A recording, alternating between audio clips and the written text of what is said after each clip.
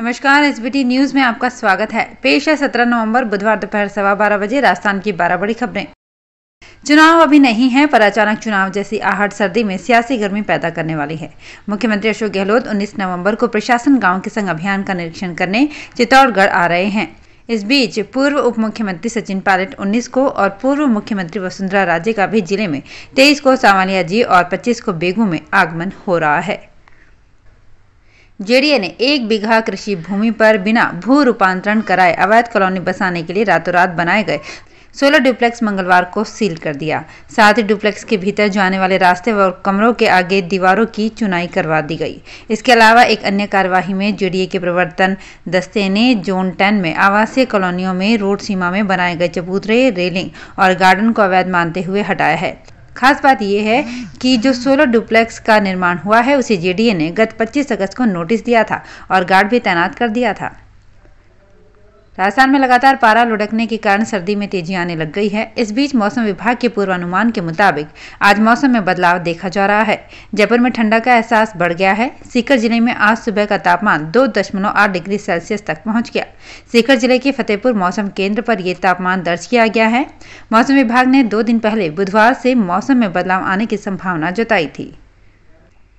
प्रदेश में बीते कई महीनों से मंत्रिमंडल पुनर्गठन को लेकर सियासी उठापटक का दौर चल रहा है, लेकिन मुख्यमंत्री अशोक गहलोत ने कह दिया है कि जल्द प्रदेश में मंत्रिमंडल पुनर्गठन के लिए शपथ ग्रहण समारोह होगा। इससे साफ है कि मंत्रिमंडल विस्तार के बजाय विस्तार होगा। इससे काफी बदलाव देखने को मिल सकते हैं। सभी मंत्रियों के इस्तीफे लिए जा सकते हैं। मुख्यमंत्री मंगलवार को सचिवालय कर्मचारी संघ की नवगठित कार्यकारिणी के शपथ ग्रहण समारोह में बोल रहे थे। राजस्थान गवर्नमेंट हेल्थ स्कीम की अव्यवस्थाएं और कुप्रबंध पेंशनर्स के लिए भारी पड़ रहे हैं। स्थिति ऐसी है कि योजना में पेंशनर्स को दवाइयां नहीं मिलने का हो हल्ला होता है तो अफसर फौरी तौर पर एक्टिव होते हैं और एक परिपत्र जारी करके ही पेंशनर की परिवेदनाओं का समाधान मान लेते हैं।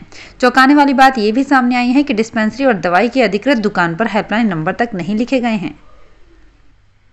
पेट्रोल और डीजल पर वैट की दरें कम करने की लंबी जद्दोजहद और सियासी बयानबाजी के बाद राजस्थान की अशोक गहलोत सरकार ने आखिरकार इन पर बड़ा फैसला ले ही लिया। गहलोत सरकार की मंगलवार रात को हुई कैबिनेट की बैठक के बाद पेट्रोल और डीजल पर वैट कम करने की घोषणा कर दी गई। उसके बाद वित्त विभाग की संयुक्त सचिव IAS टीना डाबी ने इसके आधिकारिक आदेश जारी कर दिए हैं। वैट की दरों में कमी की घोषणा मंगलवार आधी रात यानी 12 बजे से लागू हो गई है। राजस्थान में कलेक्टर, ADM, SDM व तहसीलदारों की राजस्व अदालतों में करोड़ों रुपए की कीमत वाले जमीनों के फैसले देने वाले पीठासीन अधिकारियों पर रेवेन्यू बोर्ड ने सख्ती शुरू कर दी है। मौके पर गए बिना ही कुर्रे जात रिपोर्ट और तकास्मा रिपोर्ट बनाने वाले नायब तहसीलदारों और तहसीलदारों पर भी कार्रवाई की जाएगी। जमीनों के विवादों पर जल्दी तारीख देने और मिलीभगत कर फैसले देने वाले अधिकारियों की स्क्रूटनी भी करवाई जाएगी। प्रदेश में टेक्निकल और पॉलीटेक्निकल कॉलेज एडमिशन की कमी से जूझ रहे हैं। ऐसे में सरकार ने प्रदेश भर में बीटेक में लेटरल एंट्री यानी सेकेंड ईयर में डायरेक्ट एडमिशन का काम लीप board of technical education Rajasthan को सौंप दिया है। पिछले साल 81 कॉलेजों में बीटेक में लेटरल एंट्री की 23,184 सीटों पर मात्र 2,925 ही एडमिशन हुए थे। सुप्रीम कोर्ट के 11 नवंबर के फैसले से भले ही बजरी खनन के रास्ते खुल गए हैं, लेकिन प्रदेश में पूर्ण रूप से सस्ती बजरी मिलने में दिसंबर के पहले सप्ताह तक का इंतजार करना पड़ सकता है। लीजें शुरू होने, ई-रवाना प्रोसेस शुरू करने, खनन संबंधी चौकियां सुचारू करने और एनवायरनमेंट क्लियरेंस सहित कागजी कार्यवाही में समय लगने के चलते ऐसा हो रहा है। करीब 55 बजरी की लीजों में समय लग रहा है। अभी कोटड़ी, सायला, जालौर, बीकानेर और नागौर आदि जगहों से बजरी सप्लाई हो रही है।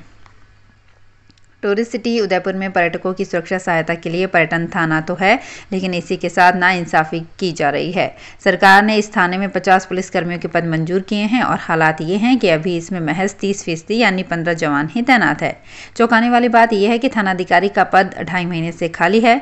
पूर्व अधिकारी के ट्रांसफर के बाद उपचुनाव की आचार संहिता के कारण ये पद भरा नहीं जा सका। शहर में अभी टूरिस्ट सीजन पीक पर है। कार और नकदी लूट की घटनाएं बढ़ रही है, जबकि नफरी घट गई है।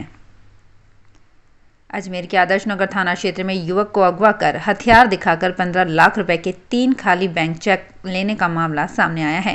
पीड़ित युवक ने मुख्य आरोपी सहित अन्य आरोपियों के खिलाफ आदर्श नगर थाने में मामला दर्ज कराया है।